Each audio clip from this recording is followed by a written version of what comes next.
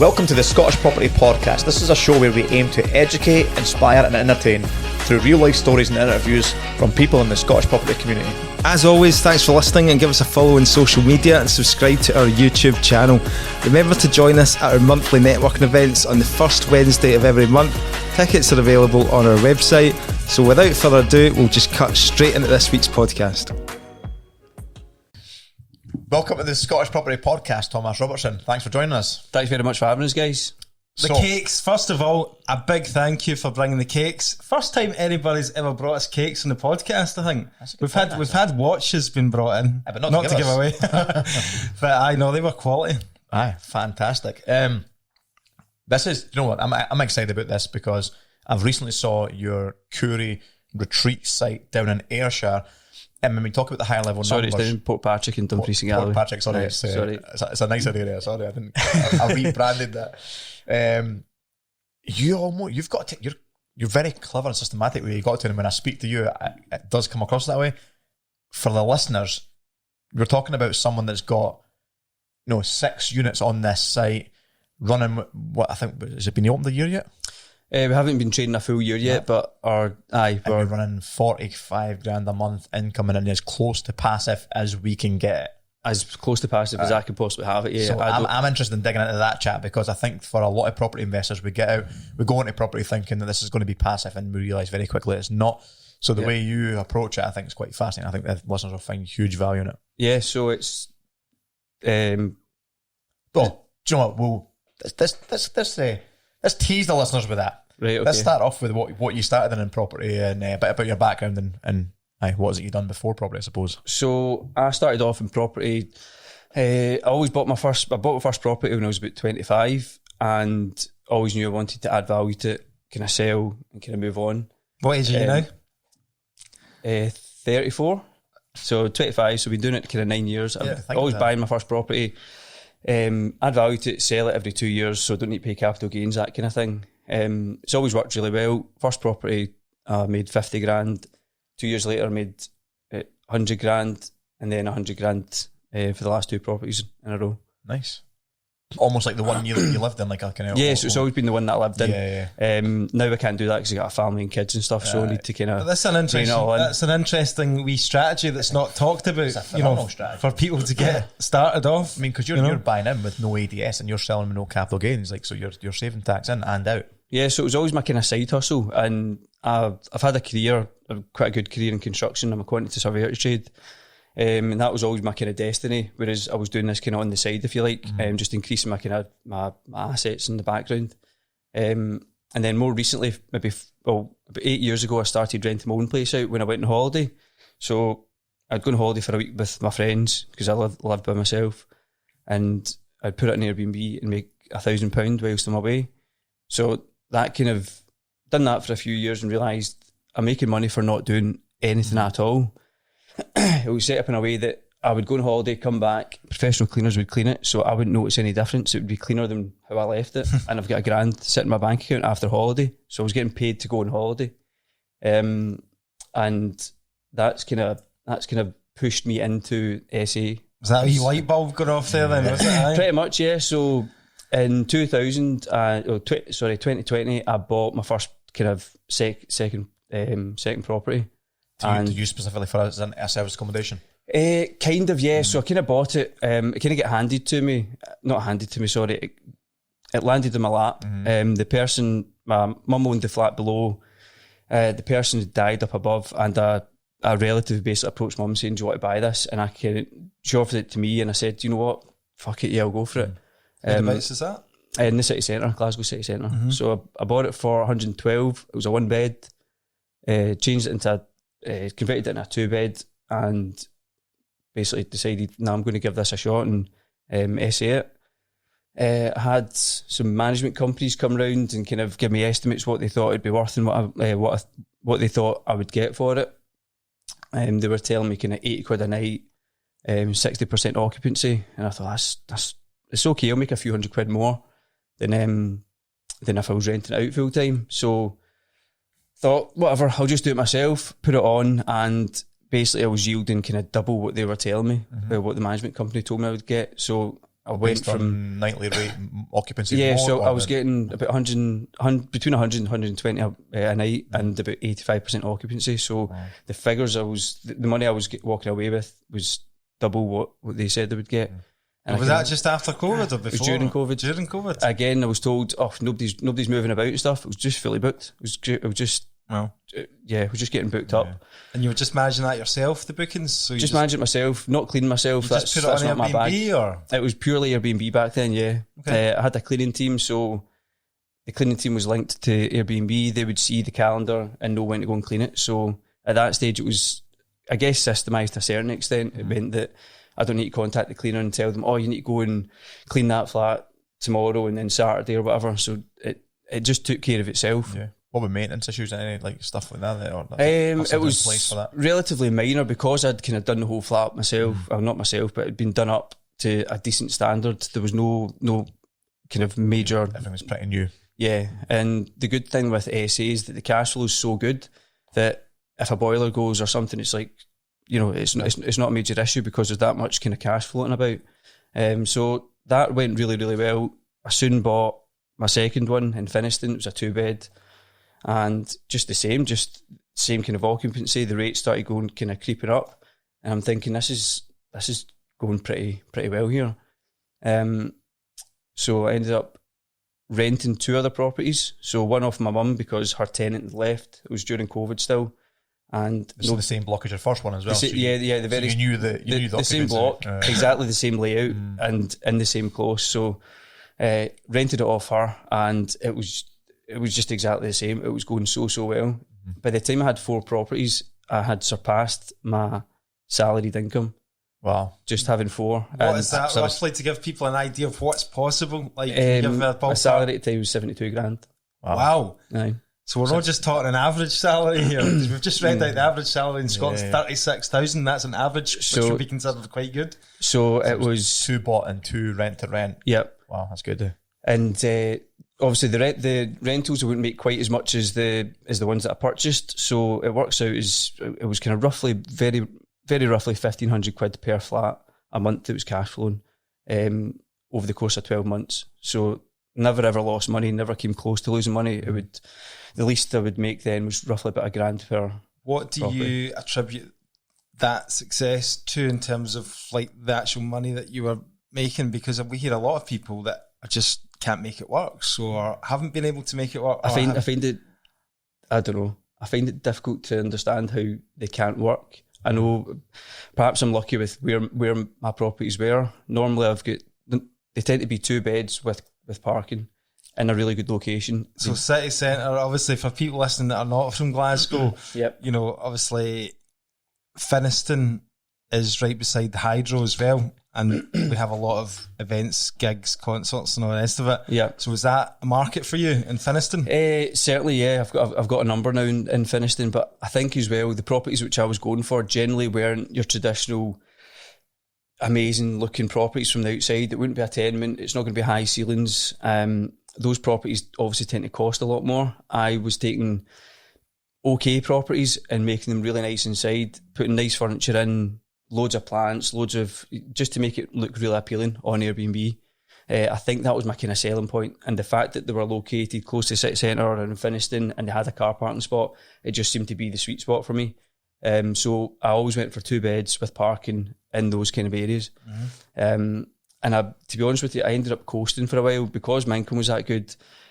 Luckily as well, my kind of day job, if you like, I streamlined how I done that as well, and I was no longer doing kind of 40, 50 hour weeks. That's kind of reduced down to kind of, I would say back then probably about between 8 and 16 hours. You're not in the day job anymore, right? No, I still am. You are? Yeah. Right, okay. Hopefully he's not listening.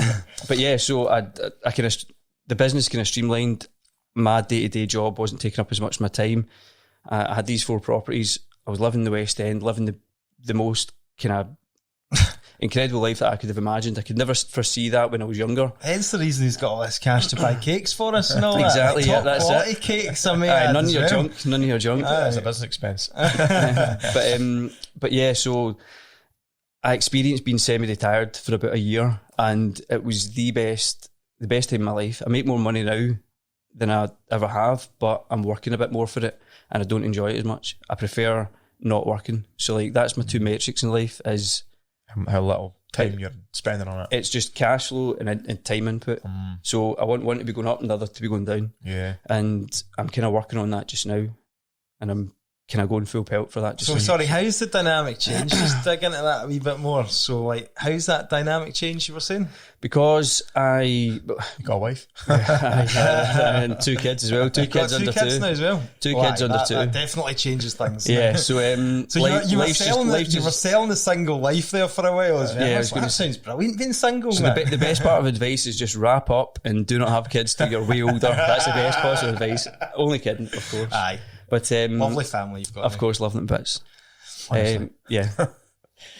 So was your partner with you the whole time, or was this just a new partner and So, life's changed? Connie and I have been last few together years? for, I'd say, how long's that? 13 years, but we Right. did have like an 8-year break in between, but we just don't kind of mention that. So we got back together in 2021, I think it was. Right. So just after kind of the SA, just at the very start of the SA actually, because we got together when I was renovating my first flat. Nice. Um, And then life's changed dramatically the last 3 years now. yeah, significantly. And Is that made you lean into it to show, well, okay, I've got a bit of success for that? It was nice almost using it as a single man. Now the family can benefit. I can have a lifestyle that benefits us all. one of the most fulfilling things is that Connie's always been career driven and she works in TV. It's contract work, so you don't know where the next job's coming from, that kind of thing. And it was stressful. Even if she's in a good job, you just don't know how long it's going to last or when it's going to stop, and then you need to go and look for something else.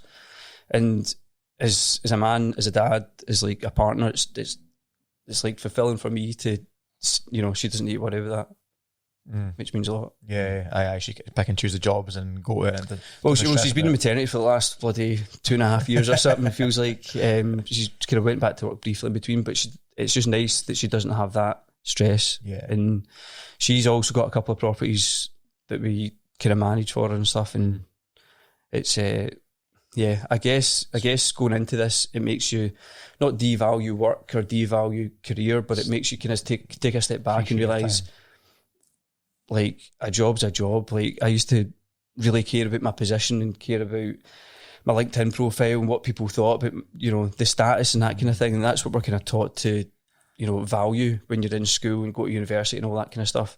But whatever, man, just make a bit of money, have as much free time as you can. Quick question before we move on there. Just I'm thinking to myself, right, you've replaced pretty much your income there, like you were saying, or you matched your income of your salary.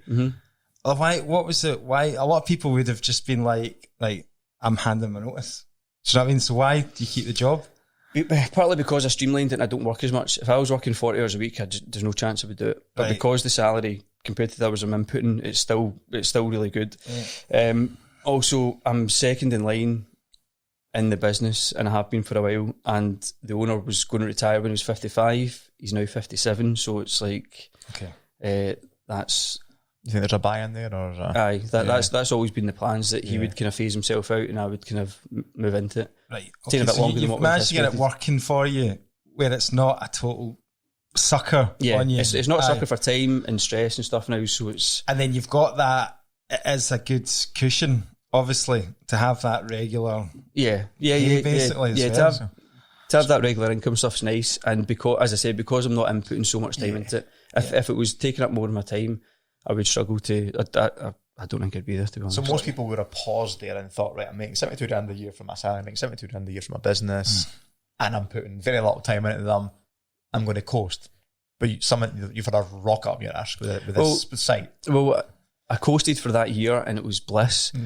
And then I kind of had a nudge in my side for a good 6 months saying, there's this whole short-term license thing that's coming in, you need to be careful about it. I'm like, whatever, man, it'll just go away, it'll kind of die a death. And it kind of get closer and closer, and it started to become a bit more real. So I felt that I've got a really good life.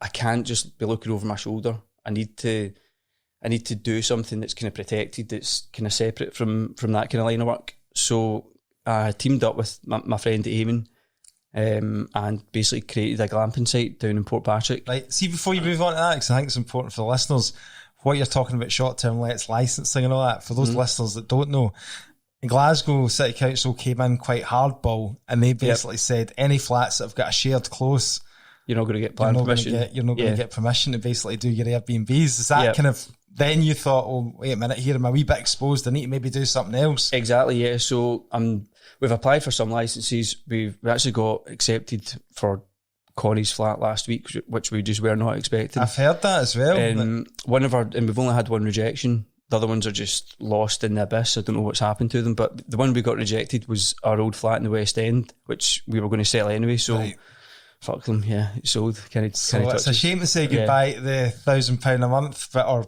even more than that. Yeah. Sometimes you're making. But we kind of had to. We were living in a rented house at the time. I liked renting a house because it's like, it means that you've got more cash to kind of play with. Mm-hmm. But after a year, Connie just said she wants a base, so she's the boss. So talk. What was the thought process and what was the brainchild, I suppose, behind the glamping site? Is it something you looked at before? You think because it was so linked to the Airbnb strategy? My friend Damon, so he kind of started Airbnb a little shortly after I did, and we both just had a kind of similar mindset. And we knew it would work. We knew that there was a gap in the market for what we had planned. Basically, the vast majority of glamping sites that you see, it's just popped up since really COVID, I would say. The vast majority of them are farmers with a bit of land, plonk a wee glamping pod in it, a wee picnic table outside it, put a couple of tartan cushions inside and charge £100 a night, and it's nothing special at all. I've never stayed in one, but they don't look that special. So we thought we were going to just fling money at it, ramp it up, and be a glamping site on steroids, and that's exactly what we've done. So can you just describe to listeners, and what I would recommend you do, listeners, if you're listening to this, to get a better idea, because I hadn't obviously followed and I hadn't met you before today, but if you go to Curie Retreats on Instagram, you can see exactly what we're talking about, and there's loads of videos here with the accommodation set up. But just for the listeners' benefit, can you just describe that?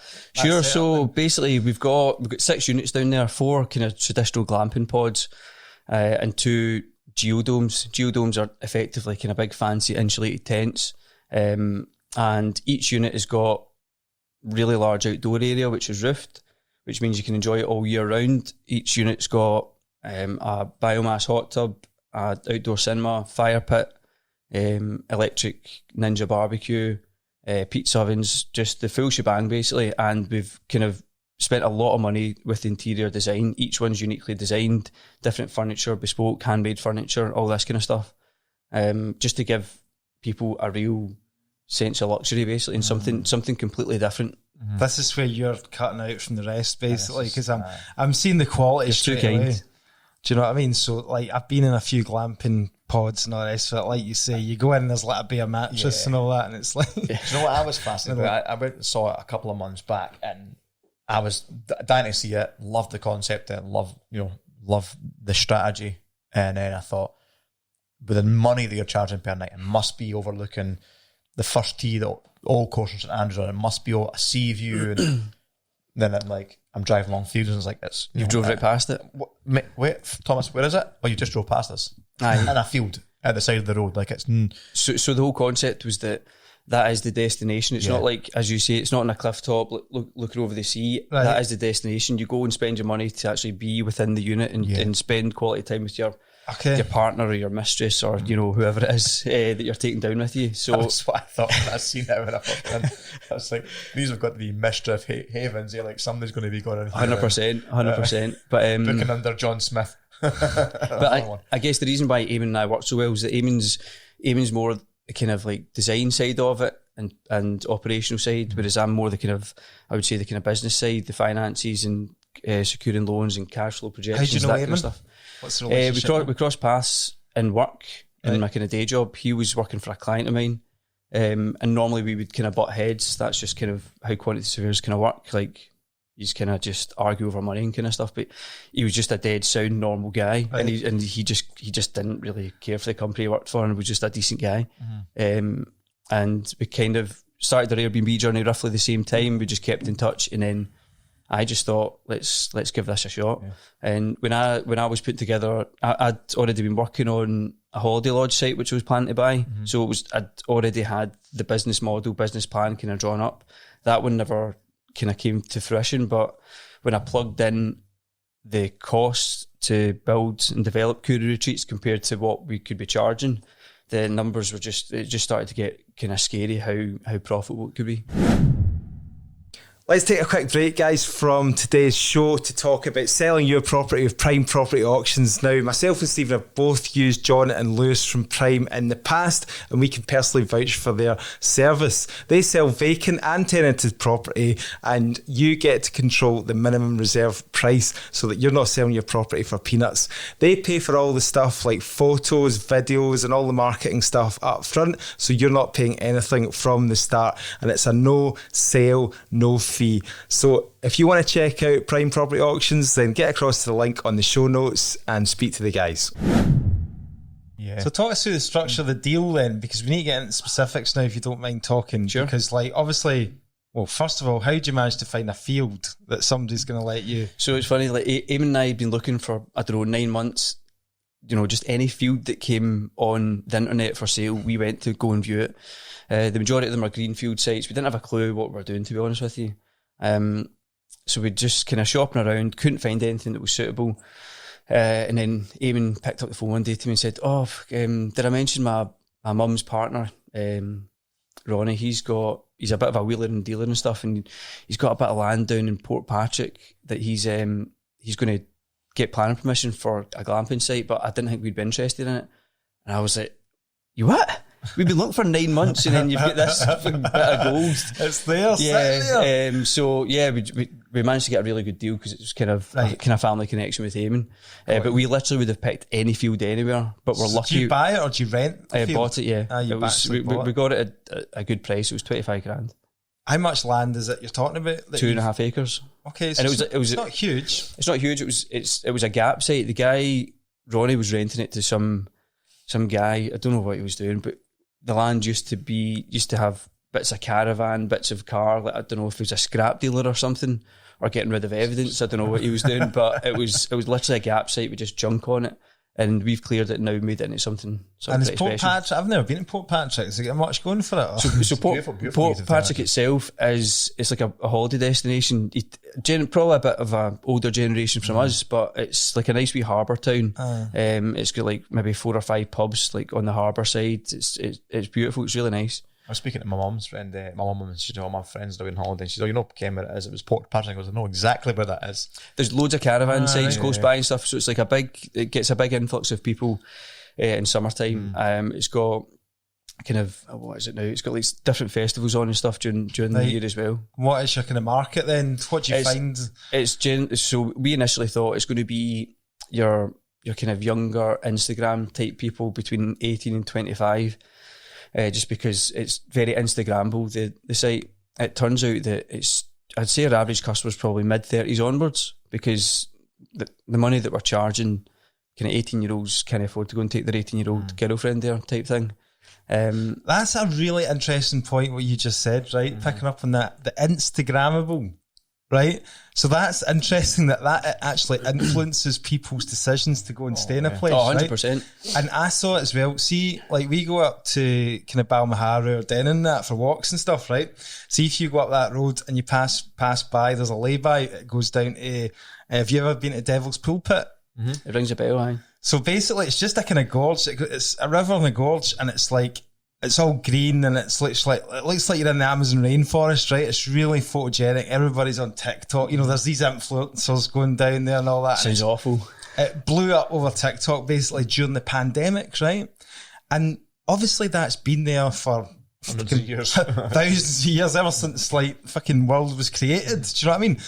Going back 10 years ago, you would drive out there and nobody ever visited it. Nobody ever went down. There was no cars parked up in the laybys. Literally, you go out now, you absolutely rammed. And it's just because of TikTok influencers. Yeah. It's brilliant as well, because the glamping site, people are taking pictures of themselves, showing everyone how good a time they're having, and it's just free marketing for us. Free marketing, and it's magic. Yeah, the power of that's unbelievable. So that was always our kind of, we've got certain places in the units which are very good for Instagram and people are taking pictures, and it'll have our brand in the background and neon lights and that kind of stuff. So it's a big flowery wall, is there with the that's the it, yeah. That's there. it. So it all just kind of ties in, and we've got our own marketing company. We've got two marketing companies to work for us. One that does the social media side of stuff, takes the photos, the drone videos, and all that kind of stuff.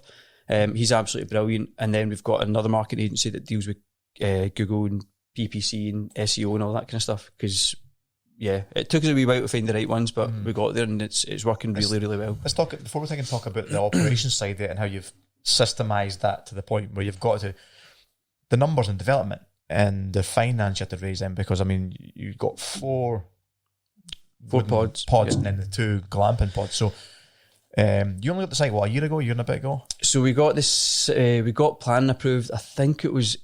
I'm going to say April. How much for the site? Sorry, how much for the land? 25 grand. 25 grand. Right, okay. And then the actual things, how do they come? And so the pods, they come pre-built. They're manufactured off-site, delivered to site, and then just landed on a concrete base. Obviously, how much are they? We need to put probably just. I think we got them 22 grand-ish, roughly, but they come kind of fully fitted inside. That was below market value. We thought we'd done really well getting cheap ones, but we ended up just paying for it in different ways. So kind of had to rip everything out, all the electrics out, redo them, lots of plumbing issues, there was leaks and all this kind of stuff. The guy who manufactured them just blamed the transport, but it's like pipes don't just crack in transport. So anyway, we thought we got a good deal, but we ended up paying for it later on. Right. But it was just a lesson learned. Insulation was also missing as well. So I know, but again, it was our own fault for trusting that they were giving us what they said they were. We should have done inspection and stuff, but it's one of those ones. At the time, everything was just full flow, and we couldn't do everything. But it's lessons learned. But it's difficult to check for insulation, isn't it? What are you going to do? Start like opening up walls and stuff like the factory and see it getting manufactured, really, wouldn't you? I swear, we should have done that. We should have done an inspection maybe a few days before it was finished. Just turned up to site and had a quick look. I've got a wimpy house, right, and it's only 6 years old, right? But I swear that they've missed out insulation in one of the rooms. Like there's one room that's always colder than the rest of the house. I'm like, these bastards have cut corners here, man. They've not put any insulation. Anyway, sorry. What was your your high level numbers then off the development for the site? So in total, including kind of fitting them out, furnishing, outdoor furniture, hot tubs and all that, you're talking between kind of 450, 500. So that's a considerable investment, and I'm glad to ask that, because when you talk about, it's only 25 grand for the land, it's only 22 grand for a... Wow. It was everything else around it. It was they're landscaped well. Because there was nothing, it was just a site. You know, there was no infrastructure, there's no electricity. So we had to get mains electricity put in, just an absolute hassle dealing with them. Scottish Power take forever, and then they delay things. And if they delay things, you can't go to somebody else and ask for mains electricity. And is the mains sewage on septic tanks? Or so it's, we've got a self-cleaning septic tank that we had to install. And then gas bottles, was it? So there's gas bottles for 4 of the units. The other ones are all electric. Right, So we're talking kind of 450, between 450 and 475 for kind of everything in its entirety, just to kind of get us going. Most people don't have a spare £500,000 kicking. Have you not? All right, okay. So where does that come from then? It's funny because we kind of budgeted, our budget started there and it kind of just kept going. The reason for that was we got planning permission, we knew what units we wanted to get. Where it kind of went a bit crazy was when we were designing the outdoor areas, for instance. We just wanted to keep growing and making them bigger and bigger and bigger and bigger. And the fact that we got them bigger and we wanted the roof to be higher meant that the posts we had to put in were, I think they were 5 metres long, 6-inch Douglas fir, which I don't know if you know anything about timber and stuff. It's like the heaviest, most expensive wood you can possibly get. Quality. So it's quality, and it's not going anywhere. So it's not flimsy. We kind of went full pelt. The long and short was that I think Eamon put in 60, I put in 60, I then had to top that up with another 60, and then we got asset finance for the actual glamping units themselves. Asset finance, this is where it gets interesting. So I never knew about asset finance until, we're kind of halfway in this thing and we're thinking, right, we can't afford to get 6 units here, because I think the initial plan was we'll buy 1 or 2, we'll make some money, then we'll build the other ones. But when we started developing it, we're like, fuck this, man. Let's go for it. Let's find money. Let's just make this thing happen.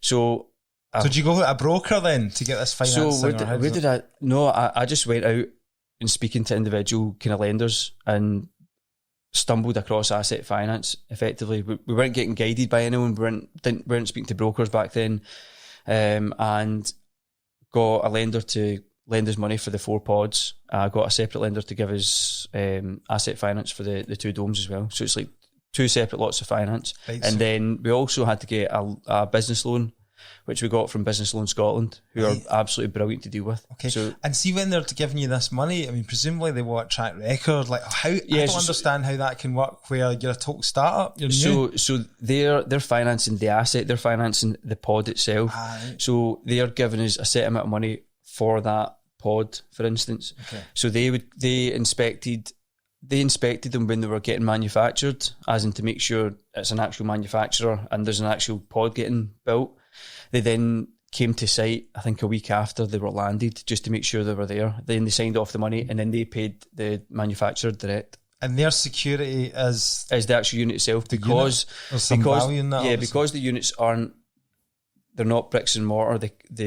They aren't part of the site effectively. You can, if something happens to Courier Retreats, they can come lift it and then sell it. So it's the same as having a car effectively. It's a similar kind of thing. What did you get, like 70% or something like that? No, we got 85% loan to value. Yeah, I think that probably came down because we got them kind of summertime last year, kind of before the mini budget and all that kind of stuff. What sort of interest rates are you talking? I think it was about 10%. So it works out as we're paying about 550 per pod over 5 years, but we've already paid off a full year, and the domes, they're only over 3 years. Sorry, say that again. How much? This debt's getting paid back very quickly then. So all the debt on the site will be paid back within 4 years from now. Wow. So, but between now and that 4 year period, there's bits of finance getting paid off. So every kind of 6 to 12 months, we're paying off another big bit of finance, which means that, the profits and the cash flow are increasing. Mm-hmm. So we're profiting really well, especially for a startup just now. We should get more than 6 figures in our first year, and that's just going to continue to grow. So the debt's going down. So I think it's important to for people to understand this, because this is a proper business now, right? Mm-hmm. This is a business. It's not just a thing you're doing on the side. No. This is you've got the full social media manager, you've got all this set up and all that.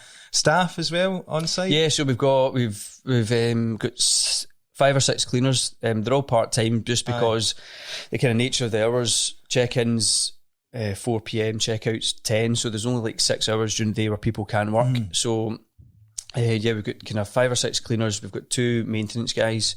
One of them's kind of full-time, the other one's kind of part-time. Yeah. So my point was, I was going to get on to, what I'm saying is, are you actually making any profit in your pocket at the moment, or is this very much? We're not taking money out just now. Exactly. That's the sacrifice you need to make though in a business. Yeah. In the short term. So I think it's funny because Amy and I, we were used to Airbnb as in get a flat and just start bringing the money in. The money we're bringing in, the revenue far exceeds what we anticipated. We could have projected 250 grand in the first year, but we're kind of going to be hitting 400, that kind of mark. Oh, that's awesome. But our costs are fucking miles out. You got the hot tubs you got from Lithuania. They're not like pellets and stuff like that. So yeah, the hot tubs are absolutely incredible. They're biomass, so it means that they're almost running every single day for 30 days out the month. And because it's biomass, it's costing us, I think it's between 150 and 200 quid a month for one, which is so cheap. If that wasn't an electric one, it would be, I don't know, 10 times that. Remember, you had the hot tub, didn't you? Or you still have? Still got, yeah. You still got one? You'll probably... It's probably freezing cold. It's probably never turns it on. Using that cold plunge now. Yeah. Where are you... have you got any... your name, is it Tom? Tomas. Tomas, yeah. Where's your roots from? Your family? So I'm a kind of hybrid, I suppose, between... Mexico, which is where my mum's from, and then sunny Cumbernauld, where my dad's from. So it's a kind of weird kind of mix. Right, okay.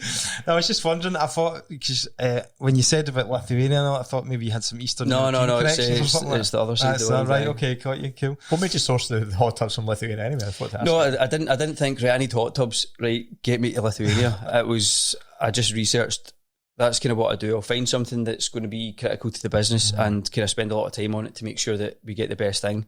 Because if I'd went and got just electric hot tubs, just hot tubs, just learning about hot tubs, spend maybe 3 or 4 days, but solid, just working, just deep dive on the internet, and then finding this, that you can control it from your phone. So you can turn it on, turn it off from your phone. You can set the temperatures and all that kind of stuff. You set timers for when guests arrive. It just works so well, and it's biomass, so it's eco-friendly. It's ticking all those kind of boxes as well. And I'm looking at your Instagram page, and it kind of hits me straight away with the kind of logo and that, and the kind of feel of it is very much kind of eco-friendly, right? Kind of like, energy efficient, kind of sustainable, good for the environment, all the good stuff. Yeah, that's it. I mean, it hits me straight away. So the biomass obviously ties in. It was massive, yeah, because as I said, I've never ran an electric hot tub, but I just know that they're extortionate. When I went into a shop in Glasgow, and I was looking at hot tubs, I was asking the guy, so roughly how much is it? And he would just not tell me. He would not even give me a hint as to what it would cost. Yeah. So that was kind of like, right, alarm bells, I'm going on to Google. And then a lot more expensive to buy, obviously, up front. If you wanted biomass, run it off biomass, or no? No, it wasn't massive. Because we bought 6 at the same time, we got a good deal. I think it was about $6,000 each. That pays for itself very Sorry, quickly. I'm just pretty dumb on this sort of stuff. So what's the biomass? Biomass is effectively wood pellets or something. Yeah, engineered wood pellets. And the benefit to them compared to wood is that if you chuck a big log in, it's not going to. Sorry, if you've got a wood burning hot tub, which is your traditional, put a big log in, light it, and then it burns and then it'll heat up. You can't control that at all, because you don't know how big the bit of wood is, you don't know how dense it is, whereas these pellets are manufactured in a factory and each one's exactly the same. They give off exactly the same heat as the next one. So the company that have dealt with this hot tub have created a system that allows you to control the temperature on it, which you've is just got to have somebody firing the pellets each day, or so that's part of our kind of cleaning maintenance kind of rota, basically, is that they go and top it up. Brilliant. And yeah, you can put like a full bag in, so it normally lasts a full day. So what are the challenges then of running a site like that then? What's obviously you know the figures are amazing, what you've just described there, and we can see that it's a great business, but there must be hard things as well. Yeah, the very start, the first 2-3 months, there was a lot of teething problems. Just things not working properly, the hot tubs weren't set up properly, or like things are missing, and the phone was going off the hook, and it was me and Eamon's phone number in the guidebook. So it was literally, it was like clockwork. Well, literally like clockwork. Between 4 and half 4, my phone would be going non-stop, because that's when people check in, and it'd be like, oh, the hot tub's freezing cold, or How long does it take to get down to Port Patrick from your bit? 2.5 hours. No. So my phone number was on it, but I wouldn't be going down. I'd be trying to firefight. I was feeding the kids and all that, so I'd be calling the maintenance team saying you need to go and sort this out. Or 9 times out of 10, it was a case of, right, here's the code to get in the service building, help yourself a bottle of Prosecco, really sorry about that. And the amount of free Prosecco that we gave out, and free food and everything, just to kind of like, and refunds and everything to start. To get asset finance on the Prosecco. but yeah, we just had to kind of do that, fling money at the problem, make sure that everything get kind of tidied up. And now we don't, obviously me and Eamon's number is nowhere near the guidebook. If they've got any issues, they contact either a virtual assistant or the maintenance team who live close by. That's a quick lesson learned. So yeah, it was just kind of you need to start something to realise what the problems are going to be. Yeah. So you need to just jump into it. That's what I do with everything in my life, is shoot and then ask questions later type thing, and it'll always work out. You're going to need to suffer that bit of pain at the start. Sink or swim, isn't it? Deal with the problems or let the problems keep happening. Yeah, or think about the problems before they happen, then I just won't do it then. No, just you need to go for it, man. You need to go for it in life. How long's the site been running now? First 2 units opened in the last week of August last year, and then units 3 and 4 opened in October, and then units 5 and 6 in December. So we've only been fully open since kind of mid-December. In January, you brought in, was it 45 grand in January? I think it was 40 grand in January we brought in bookings. 45 grand was last month. First January open, and you'd expect them to be a quiet month where people are like, yeah, exactly. I thought, it's after Christmas, they don't want to spend money, but it just went mental. I'm pretty sure, now that I've actually followed your page, I'm pretty sure that I saw... You're not getting a discount if that's what you're saying. I'm expecting the cakes ready for me when I arrive. Of course, well, funny you say that. Every guest that arrives, they get a welcome hamper that's got local treats and all that kind of stuff in it. and loads of goodies. So My thing was, and now that I look at it and I look at the videos, I'm pretty sure it popped up my TikTok, and it was like, did you go through a spate of like influencer marketing, getting like people down? yes, so we got all the all the ruffians for Love Island and all that kind of stuff. We've never paid a single person to go. Right. So everybody that's kind of been from Love Island or whatever, I basically had a free stay. Yeah. We've never paid a penny But for that's anyone to great. stay. That's a great marketing tactic for that. It's funny though because we had, I don't know these people, Paige Turley, is that a name? Use dinosaurs like me then. Mate, you're younger than us, mate. We're hoping. So I think she went out with Lewis Capaldi and she was on Love Island. So she had like 1.5 million followers, and it was like, oh my god, she's coming to the site, and like nothing really happened in the back of it. There wasn't like a big influx of bookings or anything. Okay. And we're told that that's because, she's got 1.5 million followers, but they're all over the world or all over the UK. Like somebody in London's not going to go, I'm going to drive 7.5 hours up to Cool Retreats because, Paige Turley stayed there. So you need the local, more local. Yeah, we've been told that kind of influencers between 20 and 50,000 are going to have more legitimate followers. They might have more, people that are like them in close proximity that would maybe go and copy what they do type thing. Yeah. But we haven't done that for a wee while, to be fair. We kind of blitzed that at the start and it's kind of fallen away. But I'd say, did your marketing agency do that for you, or did you put no, it was mainly Eamon. Like that's kind of Eamon's bag. He loves kind of social media and all that kind of stuff, which is great because it's. You don't even have an Instagram, do you? I was like, what's your name on Instagram? Not even on it. It's just not for me. It's just I don't know. I see people waste their life on it. It's just not for me. I've got too much good things going on.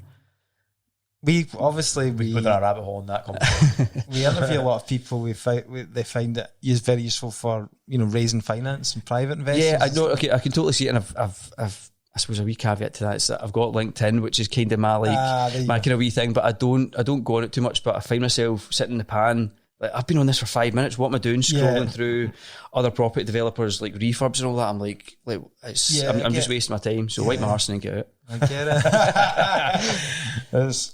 So, well, that's a good point to move on to finish up. You're wiping your arse? No, he's looking to raise finance. And, I mean, if I'm looking to raise finance, you put a couple of posts up on Instagram and shit, and you get a couple of conversations, and you can start that.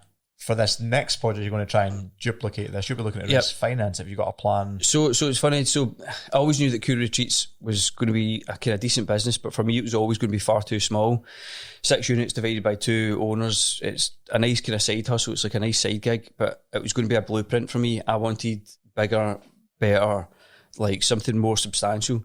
I've always had I've always got a pipeline of stuff that I'm working on in the background to try and secure like the lodge site, which kind of never happened. And before Cool Retreats was even finished, I found another piece of land. I could see Cool Retreats. I knew it was going to take off. So I found another bit of land up towards kind of Fife. It's 20 minutes out of St Andrews, 35 minutes from Edinburgh Airport. The actual geographic location is so central in Scotland, so good for tourists. It's just perfect. It's got its own mini loch. It's got planning permission for 34 units.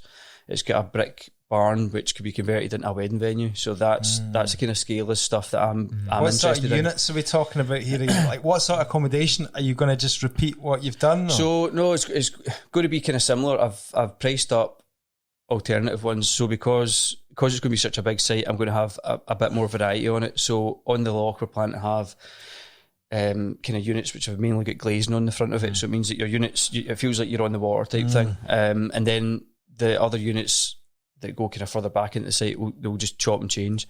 But a big thing as well is that we're going to have a couple of units which will house between 8 and 12 people, which there's a big market for just now. For groups as well, ties for well groups, with the wedding venue stuff, doesn't it? Precisely, yeah. So so it's funny. So can you give us an idea, like for people listening who are trying to visualise this, would there be any other things similar to it at the moment operating in Scotland? Like, what about that Piper Dam and all that? Is that something? To be honest, I haven't really seen it. What we specialise, what I feel I specialise in is small units which are done really, really well, small spaces. I see there's other big, massive lodges getting built, and for me, the profit margin's so much better when it's a smaller unit and it's done properly. People pay a premium for a really small space. It's much better than people paying a premium for a massive space that you need to clean, maintain, actual build. It's a fortune. So I can't really think of any other places. But it's funny, when I started looking at this site, I was greasing up the landowners for probably 9 months, going to meetings with them, going to their house, going for dinner, that kind of thing. Got on really, really well with them and managed to secure it on a lease with option. So it means it's no money down to actually get the land. I've got 8 years basically to develop it, make a good business from it, and then it'll be easy to buy it off them. And what do they get out of it? So they're going to get an income from the start because I'm going to lease it off them, and then we've agreed a price to buy it. Right, okay. See that opportunity there? Like, just for people going, how the hell's he managed to... Like, did you literally see something and just go chapping doors, or was that advertised? It was advertised. It wasn't on Rightmove or anything. I think it was on Colliers. Right, so okay. they kind of specialise in kind of countryside, kind of farming, buildings, all that kind of stuff. Planning or something? I already had planning, yeah. So it was two couples. One half of them had basically took the what am I trying to say here? They went through planning to try and develop a kind of holiday lodge site. Right. It took them 2 or 3 years to get it, and then COVID happened, and they kind of ran out of steam a little bit. Mm-hmm. And then when I got to know the owners, and we got on so well, we agreed this deal. He's actually decided to invest in me. He decided that after I think maybe an hour or two of meeting us. Brilliant. So yeah, and it's not like a wee bit of short change. It's significant, which will kind of really help us. So you're still would you be going in business partners? Yes. Together again. So with your for Eamon, so he didn't want to be involved at the start. Right. He wanted to take a bit of time off, but I think now that he's kind of seen the potential of it, and I've kind of sold it to him, he's wanting to come on board. Mm-hmm. So everybody who's investing so far is wanting to be a shareholder, because it's going to be a bit of a long one before we get any money back. The reason for that is we're going to try and get 10 units built with an outdoor spa. Once we start generating money, we're then going to develop the site, create another 10 units, and convert the barn into a wedding venue. So it's not a kind of quick in and out. It's not a business loan. These people are going to. I've got other people kind of with friends and friends of friends who are investing, who are in it for the long haul. So again, for everybody listening, and it sounds, it is like the long haul, this sort of stuff as well. It's not just quick profits overnight. It's a long-term project, but what? So I'm presuming that's one of the other reasons why you need to keep your day job as well, is because you need money to live in the short term as well. Well, it's funny you say that. Like my SA business, I'm kind of ramping that up. I've now got 2 permanent staff who just started this week. I've got just getting the keys to a West End office on Monday. So how many units in SA? And these are flats in Glasgow you're talking about? So properties all over the kind of central belt. I've got 13 just now. All right.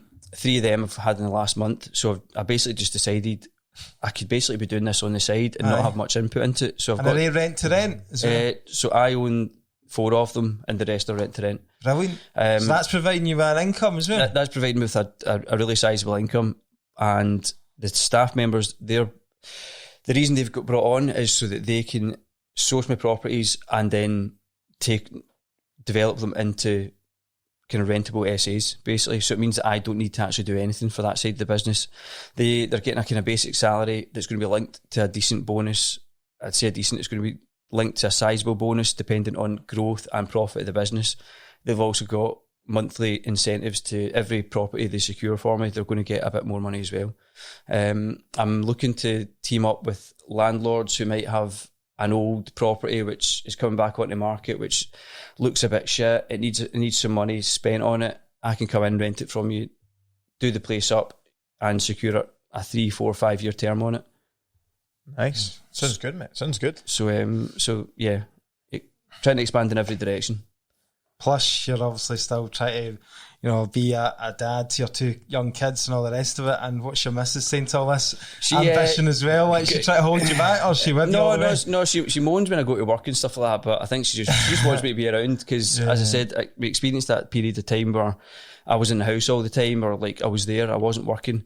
So I just keep saying to her, look, this is an investment. I'm bringing these staff on. I'm getting the office so that they can take care of that business. Cool retreats, I don't need to do anything with that now. So it's getting to that level of comfort, and we've got targets in mind financially and kind of time wise when we want to get all this kind of stuff going. And the life that we lead is kind of surpasses what we could have thought many years ago. So she's kind of all in. You've been travelling for a few months, haven't you? I was on holiday for a couple of months. Nice.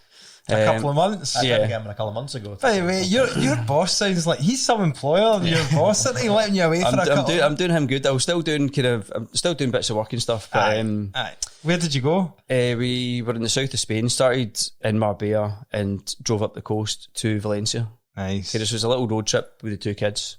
Brilliant. So just something a bit different, like Did you just stay in like Airbnbs and that? of course, just having to recycle the money. The money I make for Airbnb, you need to put it back into it. It's just- Somebody's got. But did you see that they're banning Airbnb in Barcelona? We just read that out in the I market. seen that, update. yeah. I seen that in New York. I think they've done that too as well. But I don't know how they can police it. I don't think they can police it. Anyway. And it's going to affect the tourism and the economy and that. Exactly, quite a yeah. lot. I'm feeling the energy off you, mate, and I love having these chats because I can see you've got a vision and you've got the work ethic as well. So you're just going right in there and just going for it. 100%. You know what I mean? So I think it's really inspirational. No, nice one, mate. Honestly, I appreciate you coming in and sharing the story. And if anyone wants to reach out to you, we'll ping your email or Aye. your fax number or something like that. Since you Fax. social media. You can catch me on LinkedIn. It's Tomas Robertson, Tomas. There's not many Tomas Robertsons, so I'm the top one. You'll find it. Brilliant. I Thank appreciate you. it. Thank you, guys. It's been a pleasure. Cheers. Brilliant.